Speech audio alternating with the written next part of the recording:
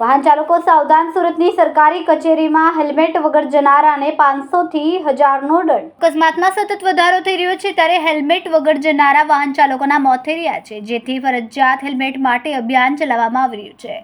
15મી ફેબ્રુઆરીથી ફરજિયાત હેલ્મેટ કરવામાં આવી રહ્યું છે ત્યારે હવે સરકારી કચેરીઓમાં આવનારા હેલ્મેટ પહેરીને આવે તે માટે પોલીસ દ્વારા અભિયાન હાથ ધરવામાં આવ્યું છે, જેમાં હેલ્મેટ વગર આવનારને દંડ ફટકારવામાં આવી રહ્યો છે.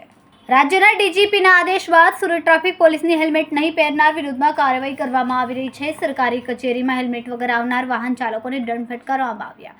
પહેલીવાર હેલ્મેટ વગર નિયમ તોડનારને 500 રૂપિયાનો દંડ ફટકારવામાં આવી રહ્યો છે.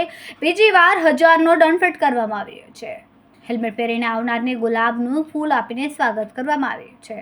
આવનારી 15મીએ રાજ્યમાં ફરજિયાત હેલ્મેટનો કાયદો આવી રહ્યો છે ત્યારે સરકારી કચેરી બાદ ક્રમશઃ તમામ જગ્યાએ હેલ્મેટ ફરજિયાત કરવામાં આવશે. ત્યારબાદ રસ્તા પર પણ દંડ કરવામાં આવશે.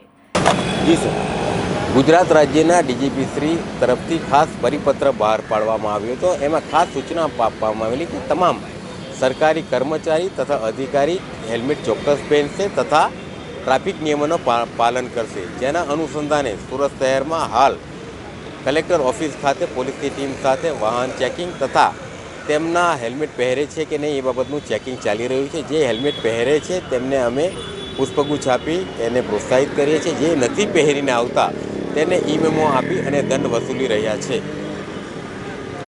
કેમેરામેન સેનિલ વિરાણી સાથે વિશાલ છેઠા, માનવ પ્રભા ન્યૂઝ, સુરત. અમારા વિડીયોની નવી અપડેટ મેળવવા માટે સબસ્ક્રાઇબ કરો માનવ પ્રભા ન્યૂઝ ચેનલને. બેલ આઇકન ક્લિક કરો લેટેસ્ટ વિડીયો સૌથી પહેલા મેળવવા માટે.